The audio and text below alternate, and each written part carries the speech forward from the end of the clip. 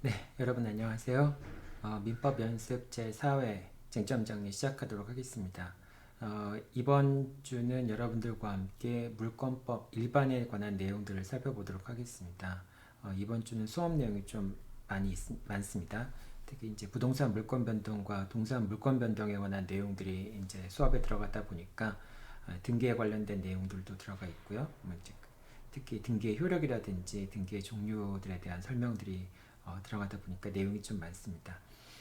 실제로 시험 문제, 기출문제, 진도별 문제집을 보면 이 부분에 대해서는 기출문제가 많이 안 나와 있는 것처럼 되어 있는데요.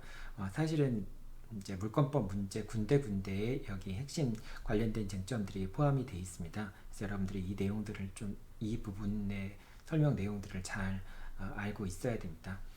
자, 오늘 어쨌든 수업 내용이 좀 많지만은 중요한 사항 중심으로 해서 여러분들한테 설명을 드리도록 하겠습니다.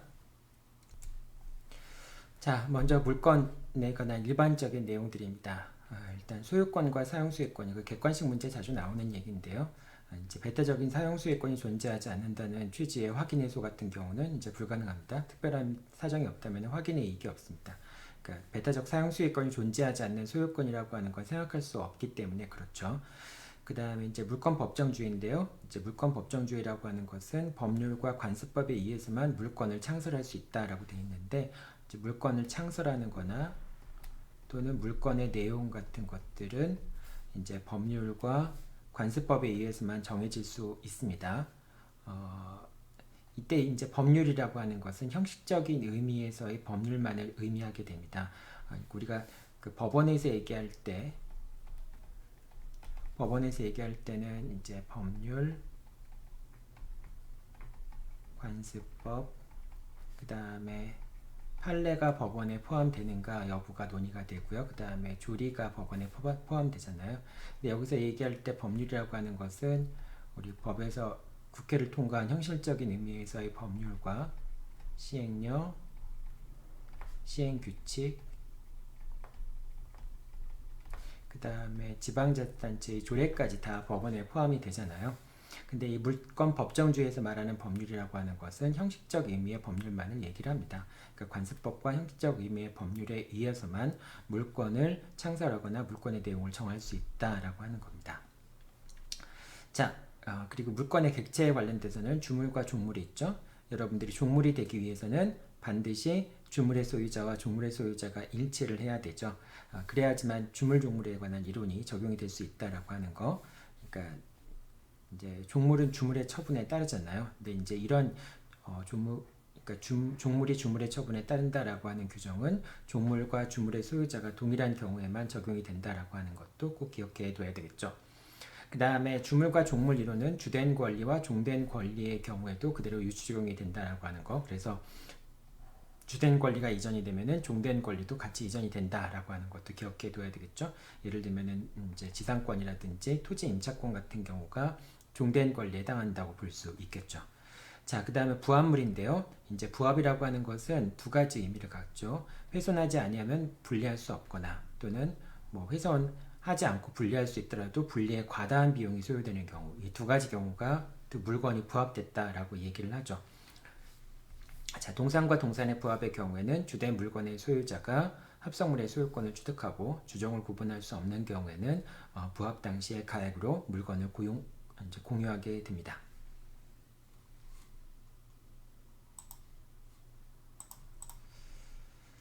자, 그 다음에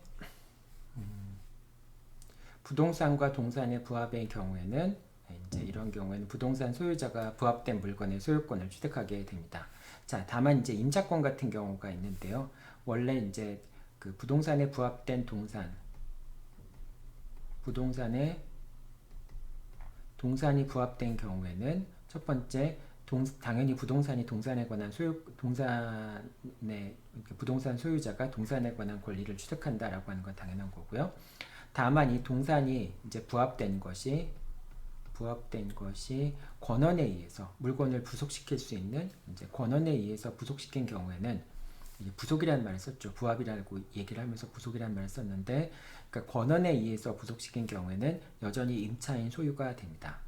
자, 그런데 권한에 의해서 부속시켰다라고 하더라도 이게 강한 부합이 돼서 그래서 결국은 건물의 일부가 되어버린 경우에는 그런 경우에는 부동산 소유자의 그러니까 임대인의 소유죠. 부동산 소유자의 소유에 속하게 됩니다. 그러니까 두 가지 부합이 있는데요. 강한 부합이 있고 그 다음에 약한 부합이 있죠. 자, 강한 부합의 경우에는 이제 임차권에 의해서 물건을 부속시켰다 할지라도 이런 경우에는 당연히 물건의 일부가 되어버리기 때문에 임차인 소유로 남아있지 못하게 됩니다. 다만 약한 부합의 경우에는 임차권에 의해서 부속시킨 경우에는 여전히 임차인의 소유에 속하게 됩니다. 자, 강한 부합의 경우에는 임차인의 소유에 속하는 것이 아니라 임대인, 그 건물 소유자의 소유에 속하기 때문에 이 경우에는 건물의 가치가 증가됐을 수 있겠죠. 그래서 이 경우에는 비용상환청권의 문제가 발생을 하게 됩니다.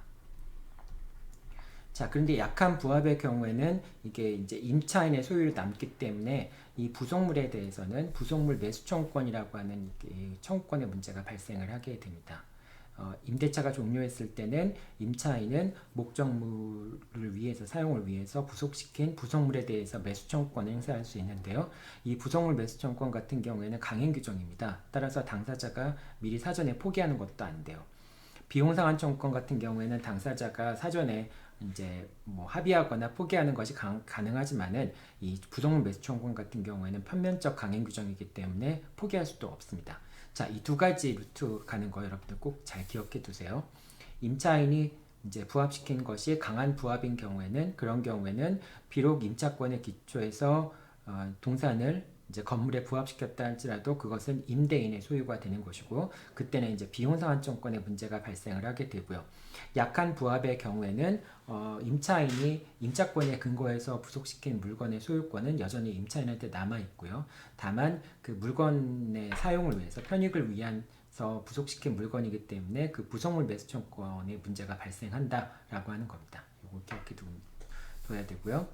그 다음에 비록 이제 농작물 같은 경우에는 부동산에 부합되는 거지만은 이런 경우에는 농작물의 경작자가 이제 권한이 없이 그 농작물을 토지에 부합시켰다 할지라도 토지에 부합되지 않고 그 농작물의 소유권은 경작자에게 속한다라고 하는 겁니다.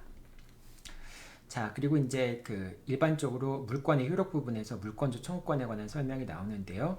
우리 민법에는 소유권에 관한 물권조 청구권에 대해서는 213조와 214조가 규정을 하고 있죠.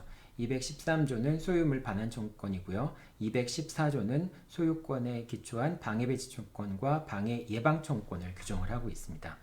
이제 그 소유권에 기초해서 이렇게 이제 물권조 청구권을 규정을 하고 있고요. 이 물권조 청구권에 관한 규정을 각각의 개별적인 물권에서 준용하는 방식으로 이제 규정을 하고 있죠. 그래서 지상권이나 전세권 같은 경우에는 213조와 214조가 준용을 하고 있고요. 213조와 214조를 준용을 하고 있습니다. 지상권자와 전세권자 같은 경우에는 이제 직접적으로 목적물을 사용 수익할 뿐만 아니라 점유하고 있기 때문에 당연히 반환 청구권뿐만이 아니라 이제 방해 배치 청구권뿐만이 아니라 반환 청구권도 준용을 하고 있죠. 반면에 지역권과 전세권, 저당권 같은 경우에는 214조만 준용을 하고 있습니다. 지역권자나 저당권자 같은 경우에는 직접적으로 지역권의 대상이 되는 토지, 저당권의 대상이 되는 토지, 저당물 자체에 대한 자체를 점유하고 있지 않기 때문에 그러니까 점유를 침탈당한 경우를 생각하지 못하는 거죠.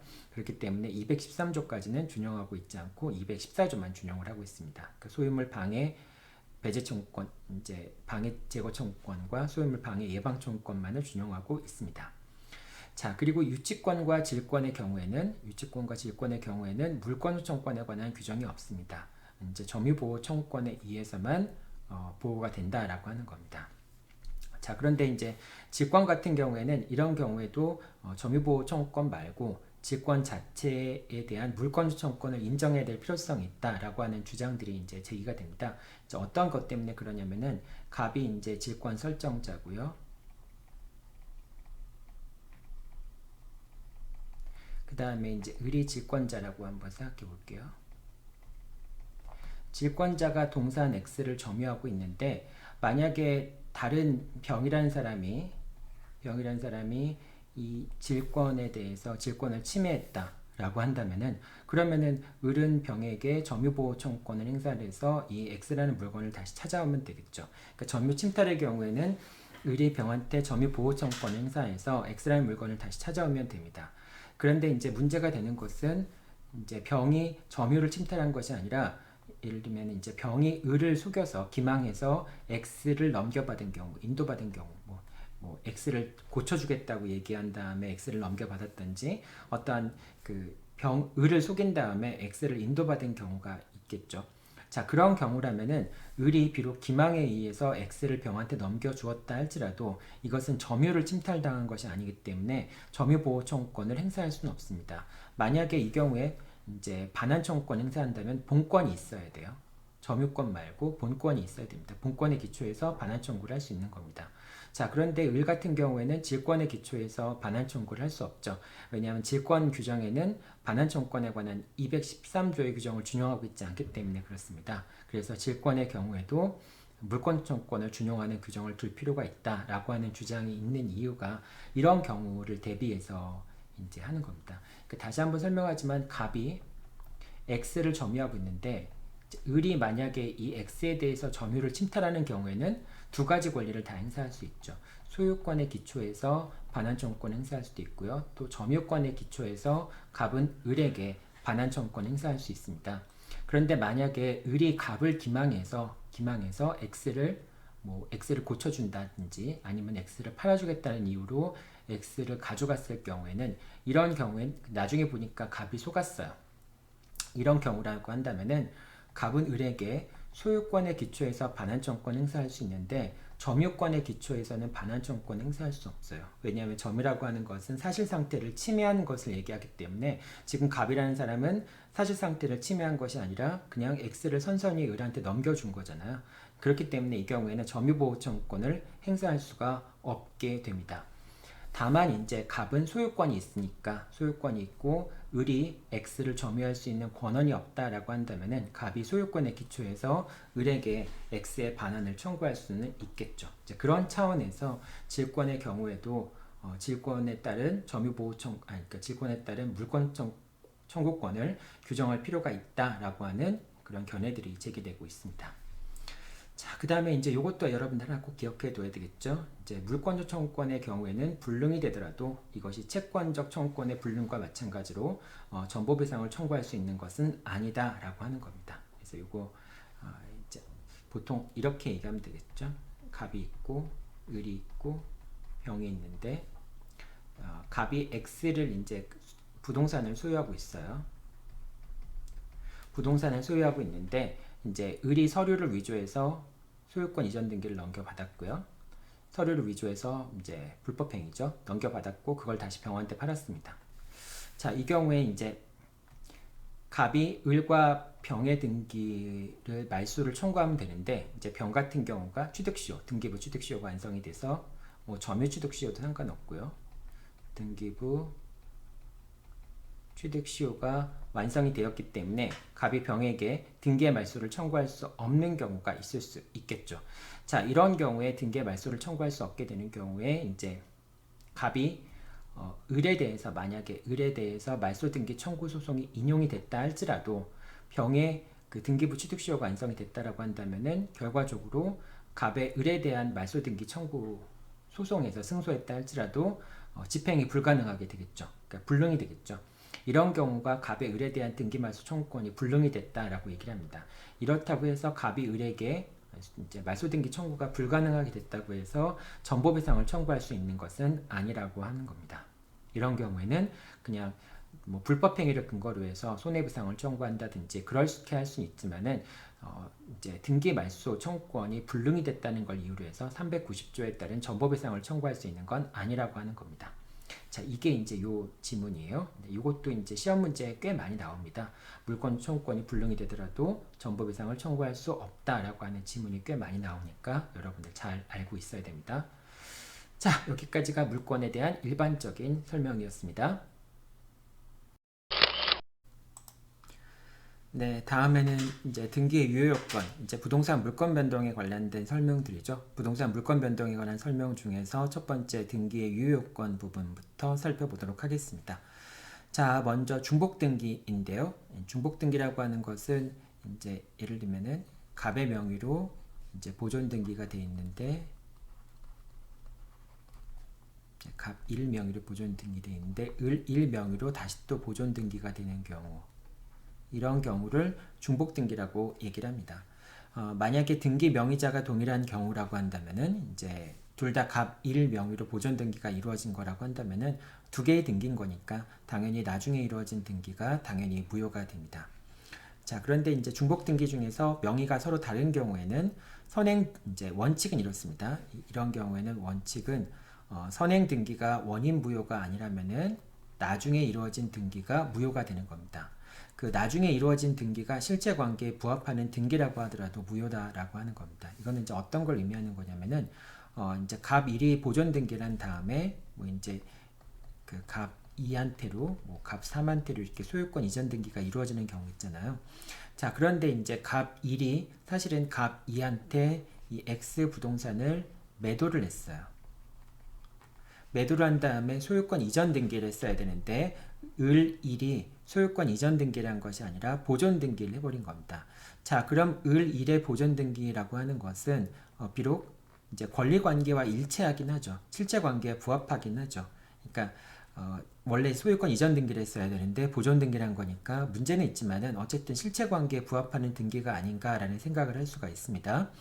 근데 이 경우에는 이 보존 등기가 비록 이제 을 1이 매매 대금을 다 지급하고 등기를 이전받을 수 있는 지위에 있는 사람이라 할지라도 이 형식적인 요건을 결의했기 때문에 실제 관계에 부합하는 등기이더라도 이 두 번째 이루어진 보존 등기는 무효가 되는 겁니다. 즉, 첫 번째 이루어진 보존 등기가 무효다라고 하는 점이 입증되지 않는다면은 두 번째 이루어진 보존 등기는 일단 무조건 무효가 된다라고 보면 됩니다. 예를 들면 이런 거죠. 후행 등기 명의자가 소유권 이전 등기가 아닌 보존 등기를 신청한 경우, 지금 이게 설명한 경우가 그런 거죠. 그래서 이런 경우에는 후행 등기가 무효라면 이제 보존 등기가 무효가 되는 거죠. 첫 번째 이루어진 보존 등기가 유효가 아니라면은 뒤에 이루어진 보존 등기가 무효인 것이고요. 그래서 비록 을 1은 보존 등기로서 이제 보존 등기가 돼 있다 할지라도 갑 1에게 또는 이제 갑 1의 상속인들에게 소유권 이전 등기를 청구할 수 있게 됩니다. 청구하는 것이 가능해요. 왜냐하면 을 1이 갖고 있는, 만약에 을 1의 명의로 소유권 이전 등기가 돼 있다면 소유권 이전 등기 돼 있는 사람이 다시 소유권 이전 등기를 청구하는 것은 안 되잖아요. 그런데 지금 여기서 을 1이 갖고 있는 소유권 이전 등기, 보존 등기라고 하는 것은 무효이기 때문에 다시 을 1이 갑 1에게 이제 매매 계약에 근거해서 소유권 이전 등기를 청구하는 것은 가능하다라고 얘기를 하게 됩니다.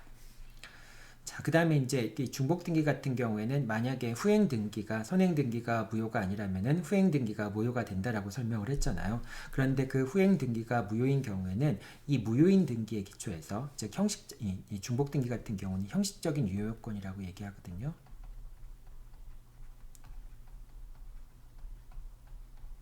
형식적 유효 요건인데 이 형식적 유효 요건을 결여한 경우에는 등기부 취득시효 요건이 될 수도 없습니다. 그러니까 등기부 취득시효라고 하는 것은 당연히 등기가 무효인 경우에 등기부 취득시효가 인정이 되는 거잖아요. 그런데 이 최소한 그 무효인 등기인 경우는 형식적인 요건으로서까지 무효이면 안 되는 거죠. 그러니까 실체 관계에 부합하지 않기 때문에 그러니까 이제 등기가 실체 관계를 공시하고 있지 못하기 때문에 무효인 경우에 그것이 이제 일정한 기간 동안에 등기부상의 소유자로 기재가 되어 있다면은 이제 등기부 취득시효가 인정이 되는 것인데, 그런데 최소한 등기부 취득시효가 인정될 수 있는 등기라고 하는 것은 형식적으로는 유효 요건을 갖춘 그런 등기여야 되는 것이고요. 중복 등기이기 때문에 무효인 등기 같은 경우에는 등기부 취득시효의 등기가 될 수 없다라고 하는 겁니다. 자, 그 다음 두 번째는 이제 중간생략 등기에 관한 설명입니다. 중간생략 등기라고 하는 것은 갑에서 을로, 을에서 병으로 소유권 이전 등기가 있는 경우를 얘기하는 건데요. 자, 일단 이제 몇 가지 살펴보죠. 첫 번째 거는 중간생략 등기에는 갑과 을과 병 사이에 중간생략 등기 합의가 있었고, 갑과 을과 병 사이에 적법하게 등기 원인이 존재하고 있었다면은 중간생략 등기는 유효하다라고 하는 겁니다. 자, 그 다음 두 번째, 중간생략 등기가 유효하지만은 최종 매수인이 최초 매도인에게 소유권 이전 등기를 청구하기 위해서는 갑과 병 사이에서도 중간생략 등기의 합의가 필요하다라고 하는 겁니다. 그러니까 갑과 을 사이에도 합의가 있어야 되고 을과 병 사이에도 합의가 있어야 되지만 병이 직접 갑에게 소유권 이전 등기를 청구하기 위해서는 갑과 병 사이에서도 중간생략 등기에 대한 합의가 있어야 한다라고 하는 겁니다. 자, 그 다음에 중간생략 등기가 맞춰진 경우에는 적법한 등기 원인이 존재한다면, 그러니까 중간생략 등기가 맞춰진 경우에는 적법한 등기 원인이 존재한다면은 실체관계에 부합하는 등기로서 유효하며, 이 경우에는 중간생략 등기에 합의가 없다는 이유로 등기의 무효를 주장할 수 없습니다. 그러니까 실제로 갑에서 병의 명의로 중간생략 등기가 이루어졌는데 그때 당사자 사이에 중간생략 등기에 합의가 없었어요. 자, 그렇더라도 일단 등기가 이루어졌다면, 합의가 없다면은 그러면 일단 중간생략 등기는 무효라고 봐야 되겠죠. 그렇지만은 갑과 을과 병 사이에 적법한 등기 원인이 존재하고 있다면은, 그런 경우라면은 병의 명의로 소유권 이전 등기가 이루어진 것이 실제 관계에 부합하는 등기라고 얘기할 수 있겠죠. 따라서 이런 경우에는 비록 중간생략 등기에 합의가 없다고 해서 이미 이루어진 등기를 무효로 보는 것이 아니라 실체 관계에 부합하는 등기로서 유효하게 볼 수 있다라고 하는 겁니다. 그러니까 원칙적으로는 중간생략 등기에 합의가 있어야지만 유효하지만은 일단 중간생략 등기가 이루어진 다음에 그 다음에 갑을 을 병 사이에 적법한 등기 원인이 존재한다고 한다면은 그 등기는 비록 이제 무효라고 하지만은 실체관계에 부합하는 등기로서 유효하게 볼 수 있다라고 하는 겁니다. 여러분, 실체관계에 부합하는 등기라고 하는 거는 언제 주장돼요? 실체관계에 부합하는 등기로서 유효하다라고 하는 주장이 있는 경우는 어떤 경우냐면은 원래 무효인 등기인 경우에 이 주장이 성립할 수 있는 거죠. 유효한 등기라고 한다면은 실체관계에 부합하는 등기라는 주장을 펼칠 필요가 없죠. 근데 무효이지만은 실체관계에 부합하기 때문에 유효이다라고 주장할 때 실체관계에 부합하는 등기라는 표현을 사용하게 된다라고 하는 것도 유의해 두세요. 자, 그 다음에 이제 토지거래 허가 구역 내에 중간생략 등기가 있는 경우들도 있는데요. 자, 토지거래 허가 구역 내에 중간생략 등기가 이루어지는 경우도 있습니다. 자, 이 경우에 이제 그 중간생략 등기 합의가 있었다는 걸 이유로 해서 갑과 병 사이에 토지거래 허가를 받아서, 토지거래 등기를 하려면 당연히 갑에서 병의 명의로 소유권 이전 등기를 하기 위해서는 갑과 병 사이에 토지거래 허가가 있어야 되겠죠. 그래야지만 등기를 신청할 수 있겠죠. 그런데 이 경우에 갑과 병 사이에 토지거래 허가를 받았을 경우에 그 토지거래 허가는 무효가 됩니다. 왜 그럴까요? 중간생략 등기에 대한 합의가 있었다는 것 자체가 갑과 병 사이에 매매계약이 성립했다는 걸 의미하진 않잖아요. 그렇기 때문에 이제 갑과 병 사이에 중간생략 등기에 대한 합의가 있었다고 하더라도 매매계약이 있는 것은 아니기 때문에 이 토지거래 허가 자체는 매매계약에 대해서 토지거래 허가를 하는 거니까 그 매매계약이 없었기 때문에 토지거래 허가를 받더라도 그 토지거래 허가는 무효이고요. 그래서 병 명의로 이루어진 소유권 이전 등기도 무효가 됩니다. 자, 이게 이제 토지거래 허가 구역 내에 있는 그 중간생략 등기에 대한 설명이었고요. 자, 일단은 이제 중간생략 등기가 이루어진 경우에 이제 법률 관계가 어떻게 되는지 한번 살펴보도록 하겠습니다. 자, 첫 번째, 중간생략 등기에 합의가 있더라도 중간자의 소유권 이전 등기 청구권은 소멸하지 않는다. 그러니까 중간생략 등기에 합의가 있었고 심지어는 갑과 병 사이에 중간생략 등기에 대한 합의가 있었기 때문에 병이 직접 갑에게 소유권 이전 등기를 청구할 수 있는 경우라고 할지라도 을이 갑에 대해서 병이 을에 대해서 갖고 있던 소유권 이전 등기 청구권이라고 하는 것은 소멸하지 않는다라고 하는 겁니다. 그러니까 중간자들 간의 매매 계약이 효력이 부정되거나 그런 건 아니라고 하는 겁니다. 자, 그렇기 때문에 갑도 역시 을에 대한 항변 사유를 병에게 주장할 수 있습니다. 그러니까 이제 결과적으로 을이 갑한테 청구하는 경우 또는 병이 직접 갑한테 청구하는 경우, 이 경우에도 갑은 을에 대해서 주장할 수 있는 항변 사유를 갖고 병에 대해서도 당연히 주장할 수 있다라고 하는 겁니다. 그것이 비록 갑과 을 사이에 매매 대금을 증액하기로 하는 합의라든지 그런 것이었다 할지라도 그렇더라도 갑은 병에게 갑과 을 사이의 계약상의 항변 사유를 병에게 주장할 수 있다라고 하는 겁니다. 자, 그리고 이제 이것도 여러분들 잘 기억해 둬야 될 텐데, 만약에 갑에서 병의 명의로 직접 소유권 이전 등기가 이루어진 경우에, 한번 좀 지워볼게요. 갑에서 병의 명의로 소유권 이전 등기가 이루어진 경우에, 자, 이런 경우에 만약에 갑과 을 사이의 매매 계약이 취소되었다라고 한다면은 뭐 이제 착오로 인해서 취소가 되었거나 또는 갑과 을 사이의 매매 계약이 통정 허위 표시로서 무효라든지 그렇게 될 수 있겠죠. 자, 이런 경우에 병이라는 사람은 제3자로서 보호가 된다라고 하는 겁니다. 선의의 제3자인 경우에는 보호가 된다라고 하는 점도 여러분들이 기억을 해두세요. 어차피 순차적으로 소유권이 이전되더라도 병은 제3자로서 보호가 되잖아요. 그러니까 직접 넘어간 경우에도 병은 제3자로서 보호가 된다라고 하는 겁니다. 자, 여기까지가 이제 중간생략 등기에 대한 설명이었고요. 다음은 진정한 등기 명의 회복을 원인으로 한 소유권 이전 등기 청구권입니다. 자, 진정한 등기 명의 회복을 원인으로 한 소유권 이전 등기 청구권이라고 하는 것은 이제 갑이 을에게 이제 이렇게 갑에서 을의 명의로 또는 을에서 병의 명의로 소유권 이전 등기가 맞춰졌는데, 근데 을과 병 명의의 소유권 이전 등기가 무효인 경우에 할 수 있는 방법은 을 명의를 말소하고 병의 명의를 말소해서 갑의 명의를 회복하는 방법이 있을 수도 있겠죠. 자, 그런데 이런 경우에 직접 병에서 갑으로 소유권 이전 등기를 하도록 한다면은, 그렇다면은 결국 갑의 명의를 회복하는 방법이 될 수도 있겠죠. 그래서 이 두 가지의 방법을 다 가능하다라고 얘기를 하는 겁니다. 그러니까 등기부상으로 본다면은 갑에서 을의 명의로, 을에서 병의 명의로 소유권 이전 등기가 있었는데, 근데 이 경우에 이제 그 두 가지 방법이 있는 거죠. 첫 번째 방법은 을의 명의와 병의 명의를 말소하는 방법으로 갑의 명의를 회복하는 방법이 한 가지 방법이 있을 테고요. 그렇게 하지 않고 갑의 명의로 소유권 이전 등기라는 방식으로, 즉 갑에서 다시 소유권 이전 등기라는 방식으로 갑이 자신의 명의로 회복하는 것, 이런 방법도 가능하겠죠. 이게 등기부라고 한다면은.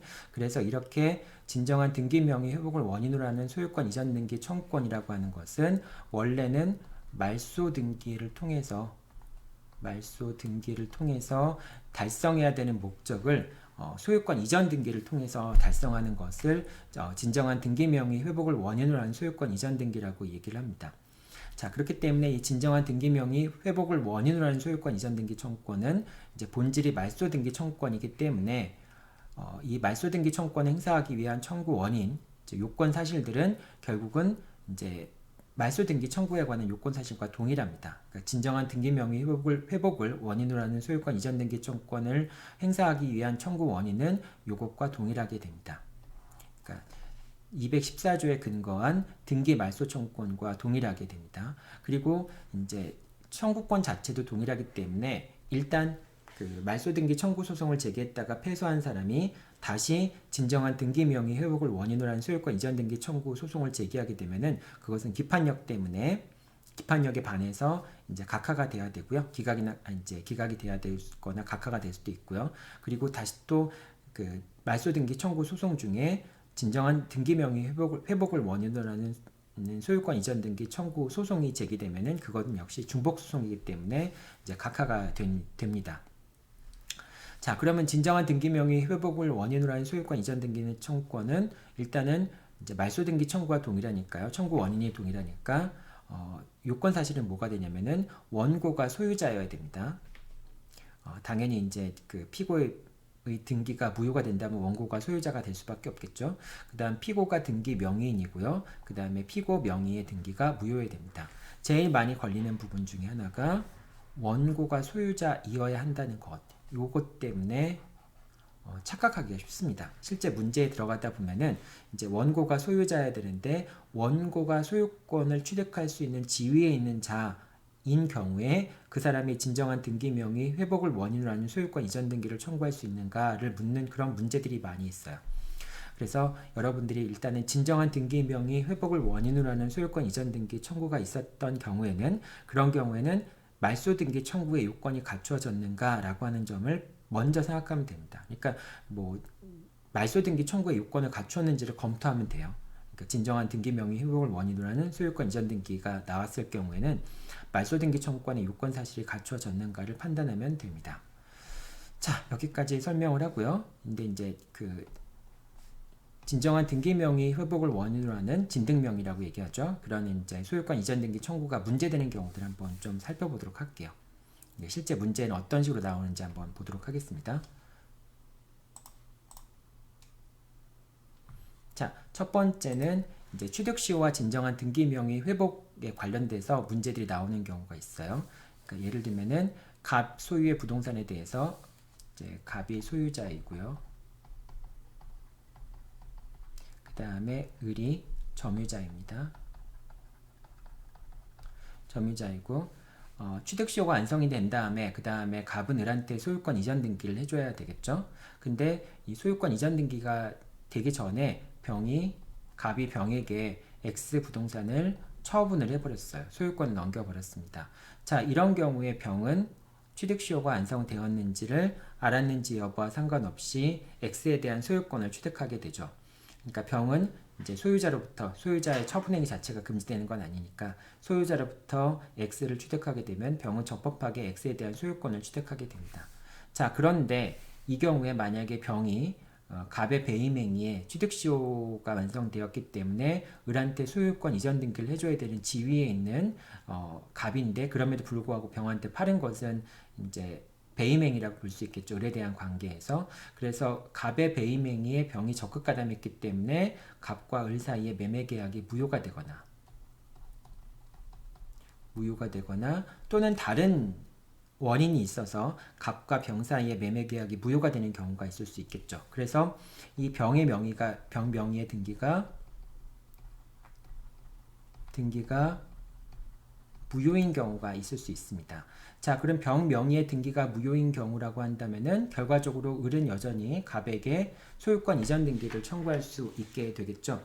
자, 그럴 때 이제 문제가 어떻게 나오냐면은 을은 병을 상대로 해서 진정한 등기 명의 회복을 원인으로 하는 소유권 이전 등기를 청구할 수 있겠는가라는 문제가 나오게 됩니다. 즉, 을이 병을 상대로 해서 이제 병 명의의 등기가 무효임을 이유로 해서 을에게 직접 소유권 이전 등기를 청구할 수 있겠는가, 진정한 등기 명의 회복을 원인으로 하는 소유권 이전 등기를 청구할 수 있겠는가 라는 질문을 할 수 있는데요. 여러분이 얼핏 생각하기에 을이 취득시효가 완성이 됐으니까 X 부동산을 취득할 수 있는 지위에 있는 사람이기 때문에 진정한 등기 명의 회복을 원인으로 하는 소유권 이전 등기를 청구할 수 있겠다라고 생각할 수도 있겠죠. 자, 그런데 이걸 다른 말로 하면은 을이 병을 상대로 해서 X에 대한 소유권 이전 등기에 말소를 청구할 수 있겠는가라는 질문을 한번 바꿔보세요. 그럼 당연히 안 되죠. 왜 안 돼요? 병 명의의 등기가 무효인 건 맞지만은 을이 소유자가 아니잖아요. 소유자가 아니기 때문에 소유자가 아닌 사람이 등기가 무효라고 해서 등기에 말소를 청구할 수 있는 건 아니죠. 자, 그렇기 때문에 을이 병한테 소유권 이전 등기, 그러니까 병 명의의 등기에 말소를 청구할 수 없다면은 역시 병을 상대로 해서 진정한 등기 명의 회복을 원인으로 하는 소유권 이전 등기를 청구할 수도 없게 됩니다. 그래서 이런 경우가 나오고요. 그 다음 또 비슷한 경우가 중복 등기와 진정한 등기 명의 회복을 원인으로 한 소유권 이전 등기의 경우에도 이런 비슷한 문제가 제기가 됩니다. 한번 여기서는 볼게요. 갑으로부터 을이 이제 매수를 하였지만 을이 자신의 명의로 이전 등기가 아닌 보존 등기를 마친 겁니다. 이제 아까도 얘기했지만 이런 경우 보존 등기를 마치게 되는 경우 이중의 중복 등기가 되는 거죠. 그렇기 때문에 선행 등기가 갑 명의의 등기 또는 갑이 보존 등기를 했든 그 전에 보존 등기라는 사람의 등기를 계속 승계받았든 갑 명의의 등기가 무효라고 하는 점이 입증되지 않는 이상은 후행 보존 등기가 무효다라고 하는 게 원칙이라고 설명을 했었죠. 자, 근데 보존 등기를 마쳤습니다. 근데 이제 이렇게 된 상황에서 을로부터 매수하여 등기를 마친 병은 이제 을로부터 을명의의 보존 등기가 무효지만은 그 어쨌든 모르는 상황에서 병이 소유권 이전 등기를 마쳤어요. 자, 이 경우에 이렇게 된 경우에 이제 갑과 을 사이에는 매매 계약이 있으니까요. 매매 계약이 있으니까 자, 을 명의와 병 명의 등기가 무효라고 할지라도 결과적으로는 을은 갑한테 소유권 이전 등기를 청구해서 소유권 이전 등기를 받고 그 소유권 이전 등기를 다시 병한테 넘겨줘야 돼서 결과적으로는 병이 소유권을 취득해야 되는 지위에 있는 거죠. 병이 그걸 소유권을 취득할 지위에 있는 사람이라는 건 맞는 거죠. 자, 그러면 이렇게 이 경우에 병이 직접 갑을 상대로 해서 진정한 등기명의 회복을 원인으로 하는 소유권 이전 등기를 청구할 수 있겠는가라는 질문을 던질 수가 있습니다. 자, 이 경우도 아까와 마찬가지로 결과적으로 이제 을 명의의 보존 등기와 병 명의의 소유권 이전 등기가 무효라고 한다면은 을은 갑에게 소유권 이전 등기를 청구할 수 있고 그 다음에 을 명의로 소유권 이전 등기가 마쳐진 다음에는 병이 을에게 소유권 이전 등기를 청구할 수 있다라는 점에 차감을 해서 그럼 직접 갑에서 병의 명의로 소유권 이전 등기를 할 수 있도록 청구할 수 있는 것 아니냐라고 착각하기 쉬운데 이제 진정한 등기명의 회복을 원인으로 하는 소유권 이전 등기라고 하는 것은 말소 등기라고 이야기했죠. 자, 그러니까 결과적으로 이제 진등명을 청구할 수 있는가라는 문제는 병이 갑을 상대로 해서 등기에 말소를 청구할 수 있는가라는 문제와 같은 문제입니다. 자, 그런데 갑 명의의 등기가 무효예요. 이 경우에는 갑 명의의 등기가 무효도 아니죠. 그 다음에 병이 소유자입니까? 병은 아직 등기를 마치지 않았기 때문에 병은 소유자도 아닌 것이죠. 자, 그렇기 때문에 결과적으로 이제 병이 갑을 상대로 해서 말소 등기를 청구할 수 없으니까 진정한 등기명의 회복을 원인으로 하는 소유권 이전 등기도 청구할 수 없게 되겠죠. 자, 그래서 이런 경우에는 이제 을이 갑한테 소유권 이전 등기를 청구할 수 있고 병은 을한테 소유권 이전 등기를 청구할 수 있으니까 병은 을을 대위해서 갑에게 소유권 이전 등기를 청구하고 그래서 을 명의로 소유권 이전 등기가 맞춰지게 되면은 그걸 다시 또 을에 대해서 소유권 이전 등기를 청구해서 소유권 이전을 받게 되는 그런 결과가 됩니다. 자, 여기서도 이제 진정한 등기명의 회복에 관련된 내용이고요. 자, 그 다음에 이제 명의신탁의 경우에도 비슷한 문제가 나오게 됩니다. 명의신탁의 경우에도 비슷한 문제가 나오게 되는데요. 한번 보도록 하죠.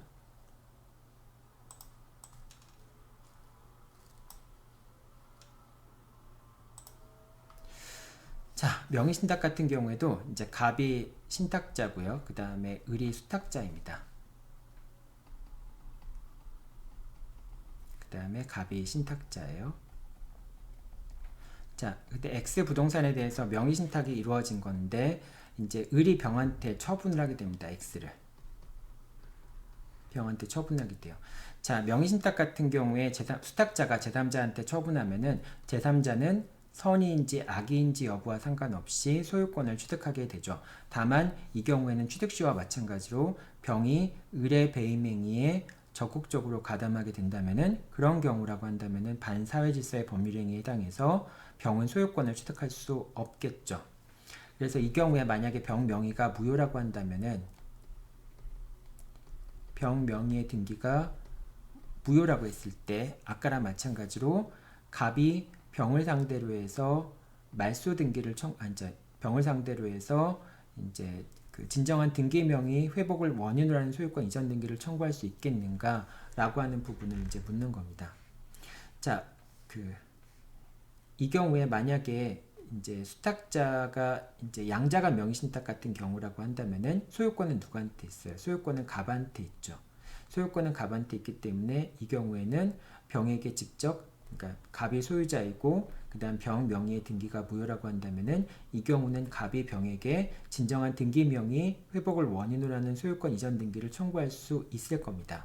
즉 병의 등기가 무효이고 갑이 소유자이기 때문에 그런 것이죠.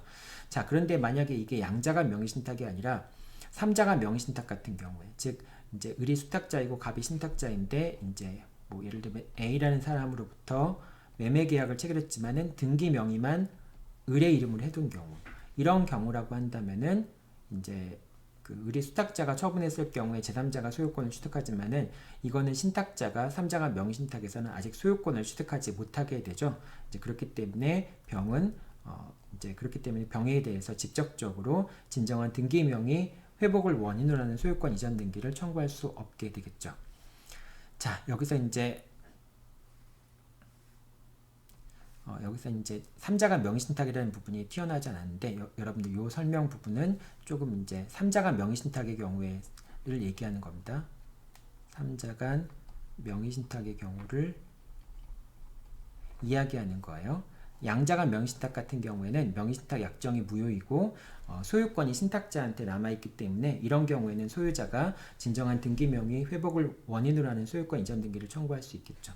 이 부분은 사례가 조금 적절하지 않네요. 내가 요거는 여러분들한테 수업 자료를 다시 넘기면서 다시 한번 수정해서 넘기도록 할게요. 수업 시간은 이렇게 설명이 되어 있지만은 수업 자료 부분에서는 밑에 이제 보완된 내용으로 여러분들한테 설명하도록 하겠습니다. 자, 여기까지가 이제 진정한 등기 명의 회복을 원인으로 하는 소유권 이전 등기에 관련된 문제였습니다. 요 마지막 부분은 설명이 조금 여러분들이 헷갈릴 수도 있었을 텐데 요거는 다시 한번 여러분들한테도 이 수업 자료를 그대로 줘야 되겠네요. 동영상 설명이 그대로니까. 하지만 이 부분에 대해서는 밑에다가 이제 단서를 달게요. 3자가 명의신탁의 경우에 한정된다.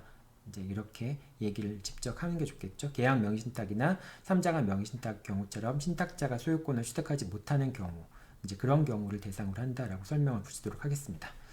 자, 여기까지가 진정한 등기 명의 회복을 원인으로 한 소유권 이전 등기에 관한 설명이었습니다. 자, 다음으로는 무효등기 유용에 대해서 설명을 하도록 하겠습니다. 자, 무효등기 유용이라고 하는 것은 이미 이제 효력을 상실한 등기를 다시 한번 활용하는 것을 무효등기 유용이라고 볼 수 있겠죠. 이제 무효등기를 유용하는 경우에는 두 가지 형태가 있습니다. 첫 번째는 갑이 을에게 저당권을 설정했는데 저당권의 피담보 채무가 변제돼가지고 저당권이 이제 효력이 상실한 경우에 그럴 때 다시 한번 저당권을 활용하는 경우가 있을 수 있고요. 이제 갑이 다시 또 병으로부터 금전을 빌리면서 이제 을 명의의 저당권을 병에게 양도하기로 하는, 이전하기로 하는 그런 경우가 있을 수 있겠죠. 그래서 병의 명의로 저당권 이전에 부기등기가 맞춰지는 경우도 있을 수 있고요. 또 한 가지는 이제 저당권 말고 가등기의 경우에도 그런 게 있습니다. 이제 갑이 을에게 부동산을 매도하고 을의 명의로 이제 가등기를 맞춰 주었는데 갑과 을의 매매 계약이 해제가 됐다든지 그런 경우에 이제 그래서 가등기가 무효가 되는 경우가 있겠죠. 이제 그런데 다시 또 갑이 병한테 부동산을 자기 소유 부동산을 팔면서 그 이제 병의 명의로 가등기를 해주기로 했는데 그 가등기를 새로 해주지 않고 예전에 을 명의의 가등기를 병한테 이전해주는 방식으로 가등기 이전에 부기등기를 마치는 그런 방식들이 있을 수 있습니다. 자, 그런 경우가 이제 무효등기를 유용하는 그런 경우에 해당합니다. 자, 무효등기 유용에 대한 합의의 효력 같은 경우인데요. 자, 무효등기 유용에 대한 합의가 있었고 등기부상입니다. 등기부상 이해관계 있는 제3자가 없다면은 무효등기를 유용하는 것도 가능합니다. 그래서 이제 무효등기를 유용하기로 는 합의가 있었고 등기부상 이해관계 있는 3자가 없다라고 한다면은 비록 그 저당권 이전의 부기등기 또는 그 가등기 이전의 부기등기, 그 저당권이 등기가 무효이고 가등기가 무효라 할지라도 그 이전의 부기등기 자체는 실제 관계에 부합하는 등기로서 유효하다라고 얘기할 수 있겠죠. 자, 만약에 이런 식으로 이제 아까도 얘기했지만은 갑이 있고요. 을 명의의 이제 가등기나 또는 저당권 등기가 무효임에도 불구하고 이걸 이제 병한테 저당권 이전의 부기등기나 가등기 이전의 부기등기를 해줌으로써 이제 병이 병 명의로 가등기와 저당권 등기를 설정해 준 것과 동일한 효과를 가져오는 경우가 있을 수 있겠죠. 자, 이런 경우에 보통은 이제 을과 병, 갑 사이에 다 합의가 있어야 되겠죠. 이제 왜냐하면 을도 병 명의로 이제 명의 변경을 해주려면 을의 역할이 중요하기 때문에 결과적으로 합의가 있게 되는데, 자, 이렇게 중간 생략 등기에 대한 합의가 있었던 경우에는 갑이 을에게 이제 아직 그 가등기 이전의 부기등기나 저당권 이전의 부기등기가 맞춰지기 전에 갑이 을에게 등기의 말소를 청구하는 경우에는 을은 중간생략 등기에 대한 합의가 있었음을 이유로 해서 등기의 말소를 거절할 수 있습니다. 을도 무효등기 유용의 합의를 주장하면서 이제 그 등기의 말소를 거절할 수 있어요. 자, 그리고 갑이 만약에 병에 대해서 이제 가등기 이전의 부기등기와 저당권 이전의 부기등기가 된 다음에 갑이 병을 상대로 해서 그 저당권과 가등기가 무효다라고 하는 걸 이유로 해서 이제 병에게 말소 등기를 청구하는 경우에도 그때 당연히 병은 무효 등기에 대한 유용의 합의가 있었음을 이유로 해서 등기의 말소를 거절할 수 있게 되겠죠. 자, 자, 이런 경우에는 뭐 이제 아까 얘기한 것처럼 갑이 을에게 말소를 청구할 수도 없고, 그 다음에 이제 갑의 채권자들, 갑의 다른 채권자들이 갑을 대위해서 을에게 가등기와 저당권의 말소 등기를 청구하는 경우에도 그런 경우에도 이제 말소 등기, 무효 등기 유형에 대한 합의를 주장하면서 말소 등기 청구를 거절할 수 있다라고 하는 겁니다. 자, 여기까지가 등기의 유효요건, 형식적인 유효요건과 등기의 실질적인 유효요건에 대해서 살펴보았습니다. 자, 그 다음에는 이제 등기의 효력 부분, 등기의 효력에서 가장 중요한 것은 이제 등기의 적법성 추정이 가장 중요하고요. 그 다음에 가등기 효력이 제일 중요하죠. 그 두 가지 부분들 살펴보도록 하겠습니다. 자, 등기의 효력 살펴보도록 하겠습니다. 자, 첫 번째 등기의 효력과 관련해서는 두 가지 사항을 이제 설명을 할 텐데요. 등기의 적법성 추적 부분하고 그 다음에 등기의 가등기입니다. 물론 이제 등기의 효력 중에는 이제 권리 변동의 효력도 있고요. 그 다음에 순위 확정의 효력도 있죠. 하지만 이제 제일 중요한 내용인 적법성 추정과 그 다음에 가등기의 효력에 관련돼서 살펴보도록 하겠습니다. 첫 번째 등기의 적법성 추정인데요. 일단 등기가 이루어지게 되면은 그 등기는 적법하게 이루어진 것으로 추정이 됩니다. 자, 그래서 만약에 무권 대리행위를 이유로 등기의 무효를 주장하는 경우에는 등기의 무효를 주장하는 자가 대리권이 없음을 입증해야 합니다. 어떤 구조가 되냐면요. 이제 갑과 을 명의로 이제 계약 X에 대해서 이제 매매 계약이 있었고요. 그래서 을 명의로 소유권 이전 등기가 맞춰졌습니다. 소유권 이전 등기가 맞춰졌고요. 여기에 대해서 이제 갑이 이제 매매 계약을 체결했는데 직접 체결한 게 아니고요. 대리인 A를 통해서 매매 계약이 체결된 겁니다. 자, 그럼 일단은 갑에서 을로 소유권 이전 등기가 있었으니까 을은 적법하게 소유권을 취득한 것으로 추정이 됩니다. 그 다음에 이제 갑과 을 사이의 매매 계약도 적법하게 체결된 것으로 추정이 되고요. 만약에 이제 갑이 을을 상대로 해서 이 매매 계약이 무효다라고 하는 걸 입증해서 을 명의의 등기가 무효라고 하는 것을 주장하기 위해서는 갑이 스스로 그 점을 입증을 해야 됩니다. 비록 갑과 을 사이에 매매 계약이 체결되었고 이 매매 계약을 주장하는 사람이 입증해야 되는 게 원칙이지만은 이미 소유권 이전 등기가 이루어진 경우에는 이 경우에는 갑이 이 매매 계약에 효력이 없다라고 하는 점을 갑이 입증해야 됩니다. 근데 만약에 대리인에 의해서 매매 계약이 체결되었는데 이 A에게 대리권이 없다. 그렇기 때문에 갑과 을 사이에 매매 계약이 무효다라고 하는 주장을 한다면은 그러면은 A에게는 대리권이 없기 때문에 갑과 을 사이의 매매 계약이 무효고 결과적으로 을 명의의 등기가 무효다라고 하는 점을 갑이 입증해야 된다라고 하는 겁니다. 따라서 그 소유권 이전 등기 자체가 대리권을 추정한다라기보다는 이 소유권 이전 등기가 무효라고 한다면은 그 무효임을 주장하는 사람이 무효 사유를 입증해야 된다는 차원에서 대리인에게 대리권이 없다라고 하는 점을 갑이 입증해야 된다라고 하는 겁니다. 그런 의미에서 결과적으로는 등기가 이루어지게 되면은 대리권이 있다라는 점도 추정이 된다라고 볼 수 있겠죠. 자, 그 다음 제일 중요한 문제인데요. 등기의 적법성 추정은 전 소유자에 대해서도 미치게 됩니다. 그래서 갑과 을 사이에 매매 계약을 등기 원인으로 해서 소유권 이전 등기가 있다면은 갑과 을 사이에 매매 계약이 체결됐다라고 하는 점도 추정이 되고요.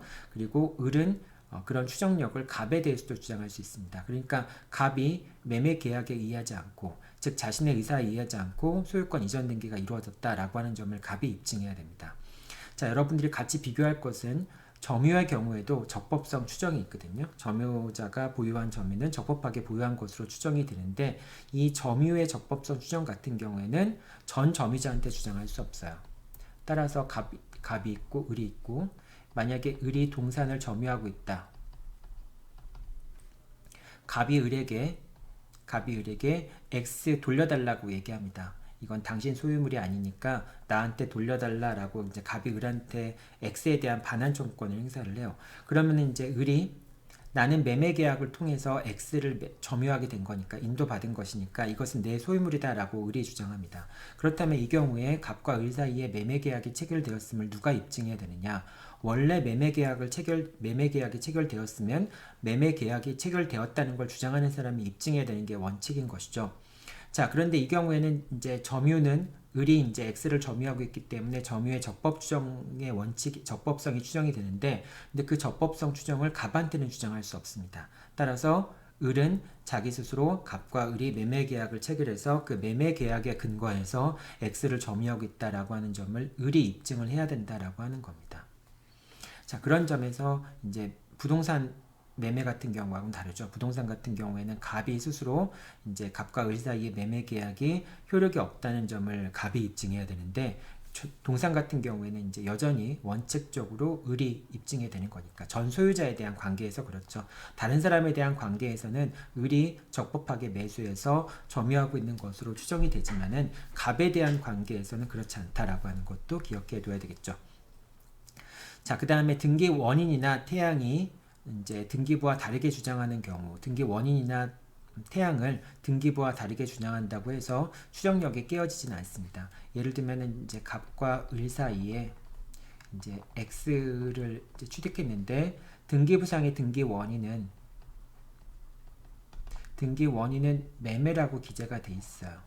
매매라고 기재가 돼 있는데 을이 주장하는 거는 뭐를 주장하는 거냐면은 나는 갑으로부터 X 부동산을 증여를 받았다. 증여를 받아가지고 이제 증여를 원인으로 해서 등기를 했어야 되는데 뭐 세금 문제라든지 그런 것 때문에 매매를 원인으로 등기를 했다라고 을이 주장하는 거예요. 자, 이런 경우에는 등기부상의 등기 원인과 을의 주장이 좀 다르죠. 다소간에 등기를 취득하게 된 태양이라든지 이제 과정이라든지 이런 게 등기부와 다르죠. 그렇게 다르다고 해서 바로 을 명의의 등기의 적법성 추정이 깨지는 건 아니라고 하는 겁니다. 즉 이런 경우에 이제 만약에 을이 증여를 통해서 X 부동산의 소유권을 취득했다라고 주장을 하지만은 등기 원인이 매매로 기재되어 있다. 이런 경우라 할지라도 갑이 자신의 의사에 반해서 을의 명의로 소유권 이전 등기가 맞춰졌다라고 하는 점을 갑이 입증해야 된다라고 하는 겁니다. 여전히 등기의 추정력이 깨지지 않기 때문에 그런 겁니다. 자, 그 다음에 이제 보존 등기 같은 경우도 당연히 추정력이 있어요. 근데 보존 등기 같은 경우에는 이제 등기 명의자가 신축한 것이 아니라면, 즉 그 건물에 대한 소유권은 그 건물을 자기의 노력과 재료를 들어서 그 건물을 지은 사람의 소유가 되잖아요. 그 이제 그러니까 원시 취득하는 것은 그 건물을 자기 노력과 재료를 들여서 지은 사람이 건물을 원시 취득하게 되는데 그 원시 취득하는 사람이 별도로 있다라고 하는 점이 밝혀졌다면은 명의자가 신축한 것이 아니라고 하는 점, 자기가 소유권을 취득했다라고 하는 점을 스스로 입증을 해야 된다라고 하는 겁니다. 보존 등기가 되어 있다는 것만 가지고는 추정력이 이제 추정을 되지는 않고요. 자기가 직접 소유권을 취득할 수 있는 등기 원인이 있다라고 하는 점을 입증해야 됩니다. 이거는 이제 어떤 경우를 얘기하는 거냐면은 이렇게 돼요. 갑이 을이 있고요. 이제 갑이 도급인이고요. 얘가 수급인입니다. 수급인이 건물을 지었어요. 건물을 지었다면은 그 건물의 소유권은 원칙적으로 자기의 노력과 재료를 들어서 건물을 지은 수급인한테 귀속이 되는 게 원칙이겠죠. 그래서 수급인이 건물에 대한 소유권을 원시 취득하게 되겠죠. 다만 어떤 경우에는 도급인이 그 소유권을 취득할 수 있어요. 건축 명의를 도급인의 명의로 했고 갑과 을 사이에 이제 건물이 완성되면은 그 소유권을 도급인의 소유로 하고 도급인의 명의로 보존 등기를 하기로 한다라고 하는 합의가 성립되어 있다면은 비록 도급인이 자기의 노력과 재료를 들여서 건물을 건축한 것이 아니라 할지라도 이 건물은 도급인에게 원시 취득이 되는 것이죠. 자, 그런데 이제 갑과 을 사이에 다툼이 생겼어요. 을은 내 소유물이다라고 주장을 했고요. 갑은 내 소유물이다라고 주장을 합니다. 도급인은 내 소유물이다라고 주장을 하고 을은 내가 나의 재료와 노력을 들여서 건물을 지었으니까 내 소유라고 주장을 합니다. 자, 그랬을 때 도급인의 명의로 보존 등기가 돼 있을 때 이 보존 등기가 결국은 갑의 소유라고 하는 것을 추정해 줄 수 있겠는가라고 하는 건데요. 만약에 을이 이 건물을 자기의 노력과 재료를 들여서 신축했다라고 하는 점이 입증이 됐다면은 이 보존 등기의 추정력은 깨지게 됩니다. 따라서 갑은 자기가 이 건물에 대한 소유권을 취득하게 됐다라고 하는 거. 그러니까 뭐 그런 거는 이제 갑과 을 사이의 도급계약상의 합의 내용이 되겠죠. 그런 것들이 있었다. 이제 갑한테 소유권을 귀속시키기로 한다라고 하는 합의가 있었음을 도급인이 입증을 해야 됩니다. 그래야지만 자기가 원시취득했다라고 하는 걸 증명할 수가 있게 되는 것이 되겠죠. 자, 그래서 이제 보존 등기 같은 경우에는 다른 사람의 노력과 재료를 들여서 건물을 신축했다는 점이 밝혀졌다면은 그 보존 등기의 추정력은 이제 깨진다라고 볼 수 있습니다. 자, 그 다음에 미성년자의 증여행위라고 하는 거, 미성년자의 증여행위는 이제 친권자가 하게 되겠죠. 근데 친권자가 증여행위를 했을 경우에 친권자 스스로 이제 그 미성년자의 부동산을 취득할 수도 있고요. 또는 형제 간에 뭐 증여행위를 할 수도 있고요. 이런 경우에는 이제 이해상반행위가 되겠죠. 자, 이해상반행위가 되는 경우에는 그 범위 내에서 이제 그 대리권이 이제 소멸하게 되겠죠. 그렇게 되지만은 그런 이해상반행위라고 할지라도 일단 등기가 이루어졌다면은 그 등기의 추정력은 깨지지 않는다라고 하는 겁니다. 이것도 이제 객관식 문제에서 많이 나오는 지문이죠. 미성년자의 증여행위가 이해상반행위라고 하더라도 이제 친권자가 대리해서 어떤 증여행위를 하는 것이 이해상반행위라고 하더라도 그 등기의 유효성, 적법성 추정은 깨지지 않는다라고 하는 겁니다. 다만 가등기 같은 경우에는요. 가등기라고 하는 거는 두 당사자가 합의해서 가등기라는 경우도 있지만은 이제 가처분을 받아가지고 가등기를 혼자서 하는 경우들이 있습니다. 등기 권리자가 혼자 하는 경우들도 있을 수 있겠죠. 그런데 그 가등기 자체는 이제 임시적으로 잠정적으로 본등기의 순위를 보존하기 위한 목적으로 하는 거니까 그 가등기 자체가 본등기를 청구할 수 있는 법률 관계 자체를 추정하진 않는다라고 하는 겁니다. 그렇기 때문에 가등기에 기초해서 본등기를 청구하는 경우에는 본등기 원인이 있음을 입증해서 이제 청구를 할 수 있거나 만약에 상대방이 협력하지 않으면은 법원에 본등기 청구 소송을 제기를 해야 되겠죠. 본등기 청구 소송을 제기할 때는 나한테 본등기 청구권이 있다라고 하는 점을 법원에서 이제 입증을 해야지만 이제 승소할 수 있고요. 그 승소 판결을 가지고 가서 혼자서 본등기를 할 수 있게 되겠죠. 자, 여기까지가 이제 등기의 적법성 추정인데요. 이 등기의 적법성 추정은 너무나 시험 문제에 많이 나오는 그런 내용들입니다.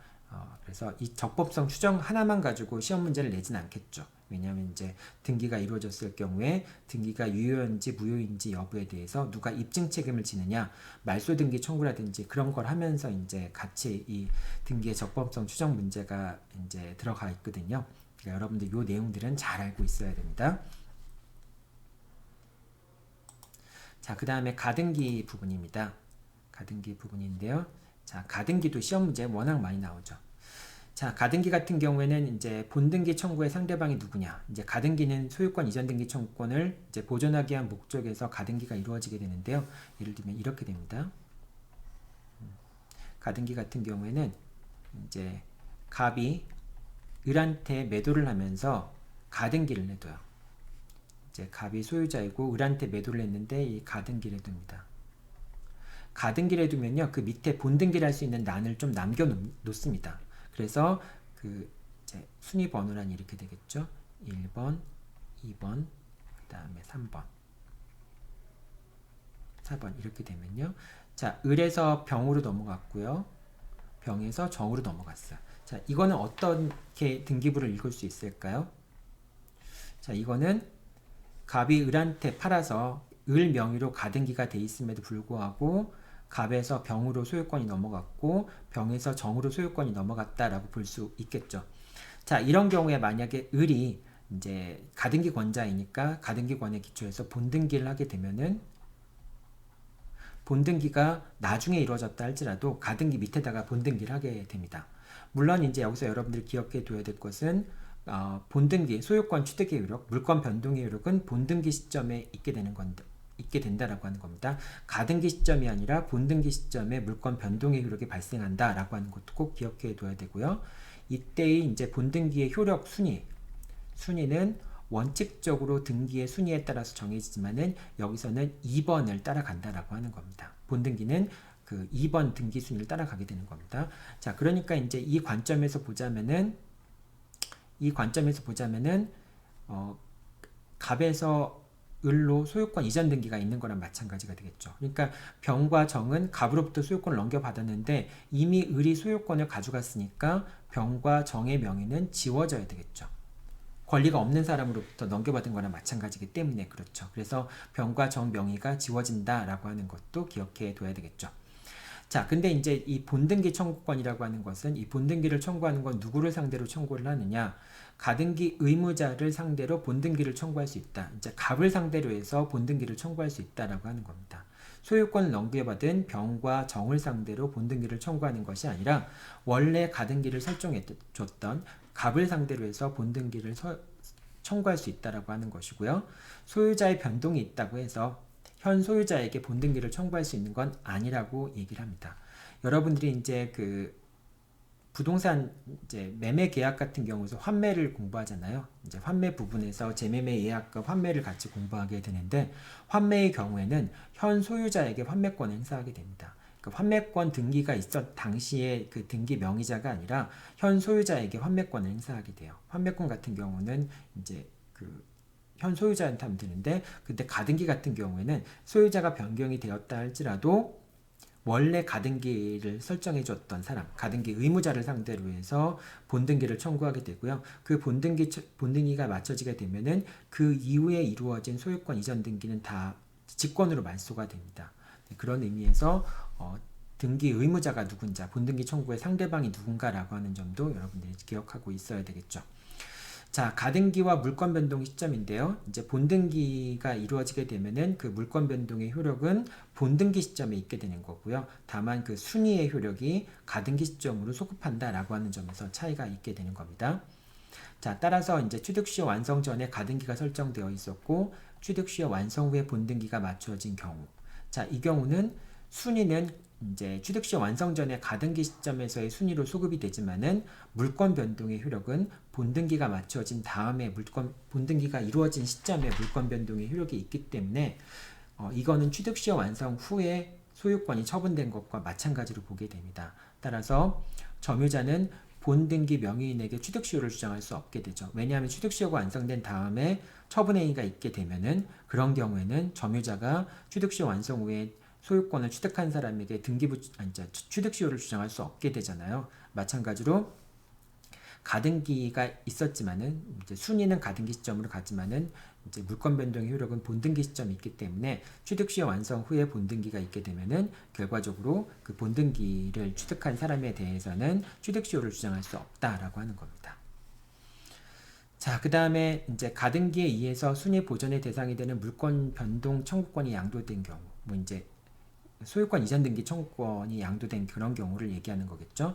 자, 이 경우에는 가등기의 부기등기 형식으로 가등기상의 권리를 이전할 수 있다. 이제 여기다가 이제 예를 들면은 뭐 이제 2-1번 해가지고 이제 본등기 명의자를 을이 아니라 뭐 정이라든지 이런 식으로 이제 변동을 시킬 수도 있다라고 하는 것도 기억해 둬야 되겠죠. 자, 그 다음에 이것도 이제 시험 문제 한번 나왔던 건데요. 가등기가 무효인 경우에는 이제 현재의 가등기권자를 상대로 해서 가등기의 말소 등기를 청구하면 됩니다. 그러니까 이제 예를 들면 갑이 이렇게 있고요. 그 다음에 을이 이제 가등기권자인데 가등기권자가 병한테 이제 가등기 이전에 부기등기를 했어요. 그러면 첫 번째로는 을 명의의 가등기가 있겠죠. 두 번째로는 병 명의의 가등기 이전에 부기등기. 이 두 가지 등기가 있겠죠. 이 두 가지 등기가 있었을 때 만약에 가등기가 무효라고 한다면은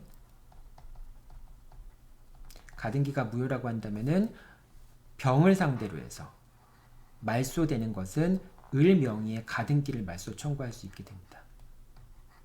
자, 그래서 여기서는 을을 상대로 해서 말소 등기를 청구하면 안 되고요. 을은 당사자 적격이 없어요. 그 다음에 병 명의의 가등기의 이전 부기 등기는 이거는 을 명의의 가등기가 말소되면은 직권으로 말소가 됩니다. 그렇기 때문에 병 명의의 가등기 이전의 부기 등기도 말소 등기를 청구할 필요가 없어요.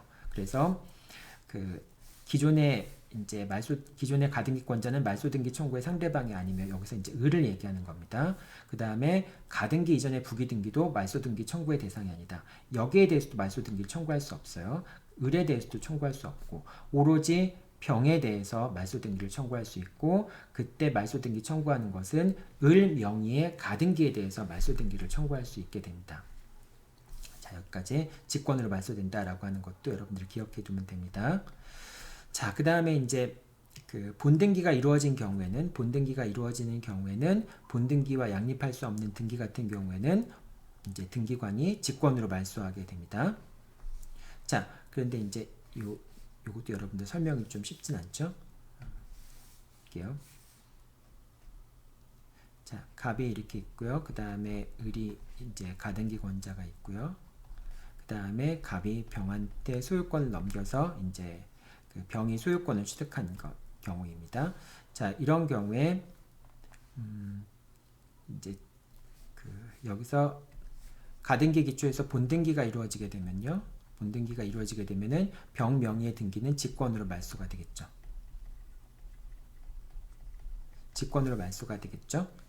자, 근데 이렇게 됐는데 나중에 알고 보니까 가등기가 통정허위 표시로서 무효인 경우에 이게 이제 무효인 경우입니다.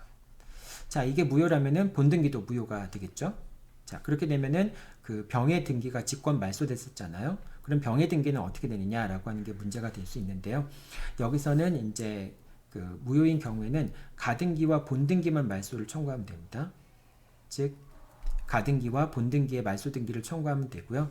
그리고 병 명의의 이제 말소가 됐잖아요. 이 이제 직권으로 말소된 병 명의의 등기는 말소 회복 등기를 할 필요가 없어요. 그냥 직권으로 말소됐듯이 다시 또 직권으로 회복 등기가 이루어지게 됩니다. 그래서 이런 경우에는 가등기에 기초해서 본등기가 이루어지게 되면은 병 명의의 등기는 직권으로 말소가 되고요. 만약에 가등기가 무효였기 때문에 가등기와 본등기가 다 말소가 된다라고 한다면은 직권으로 말소됐던 병 명의의 등기도 다시 직권으로 회복이 된다라고 하는 것도 기억해 둬야 되겠죠. 자, 여기까지가 이제 그 물권 청구권이 양도된 경우 뭐 이제 이런 얘기들을 하는 겁니다. 요거는 여러분들 이거는 그 양도된 경우가 아니라 본등기가 이루어진 경우니까요. 요거는 그냥 한 단계가 올라가야 되겠네요. 여러분들 수업 내용하고 좀 달라질 텐데요. 이렇게 돼야 되겠네요.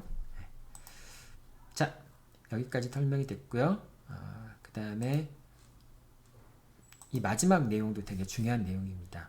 가등기권자 명의로 본등기가 아닌 소유권 이전 등기가 맞춰진 경우가 있을 수 있겠죠.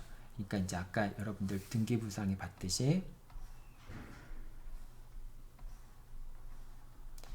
갑이 을한테 이제 가등기를 설정해 준 거죠. 그리고 나서 이제 뭐 병한테 이렇게 소유권이 넘어왔다. 예를 들면 이렇게 되는 경우. 근데 이제 이 을의 명의로 가등기가 돼 있는 경우가 있겠죠. 자, 이렇게 되면은 이제 을의 명의로 본등기가 되면 병의 명의가 지워지겠죠.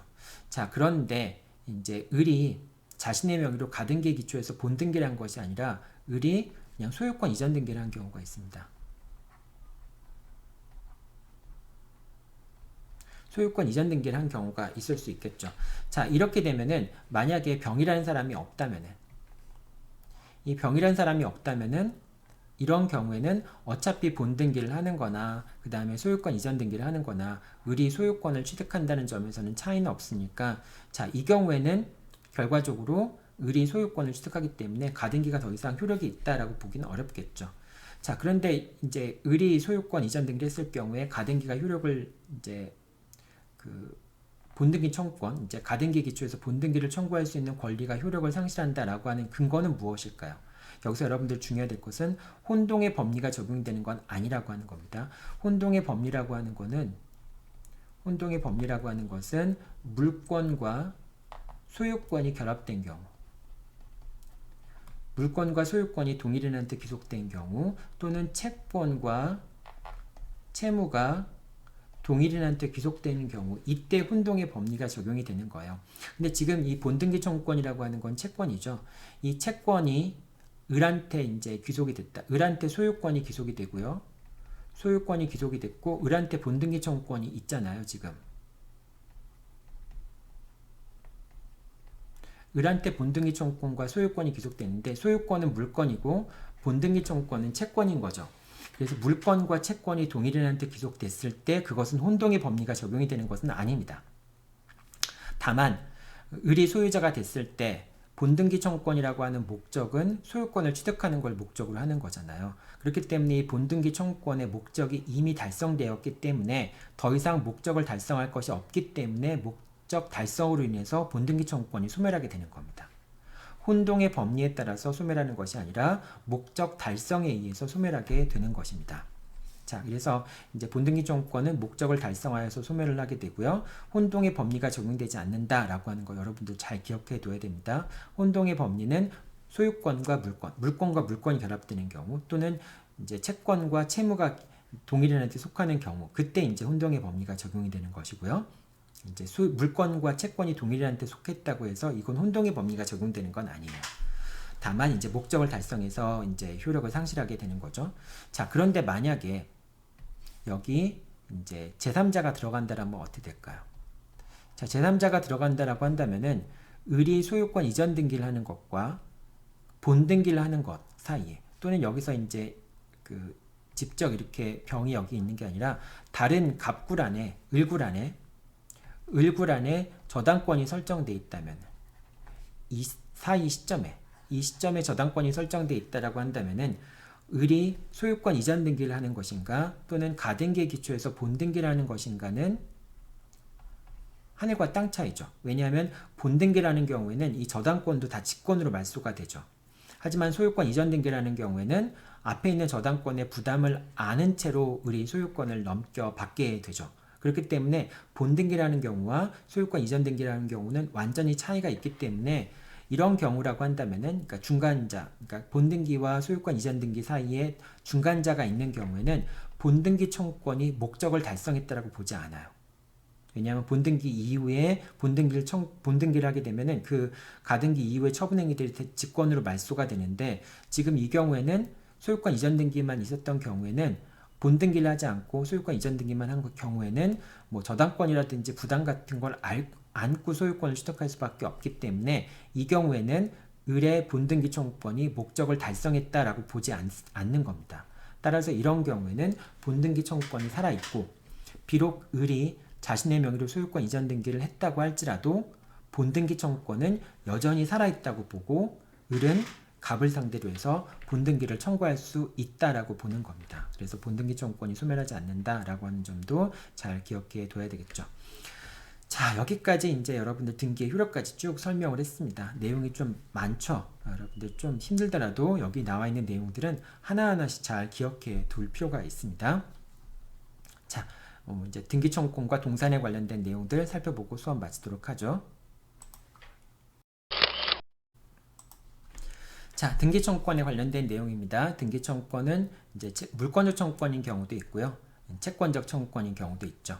자, 물권적 청구권인 경우에는 별도로 물권이 소멸시효에 걸리지 않는 이상은 이제 물권 청구권만 별도로 소멸시효에 걸리는 일은 없습니다.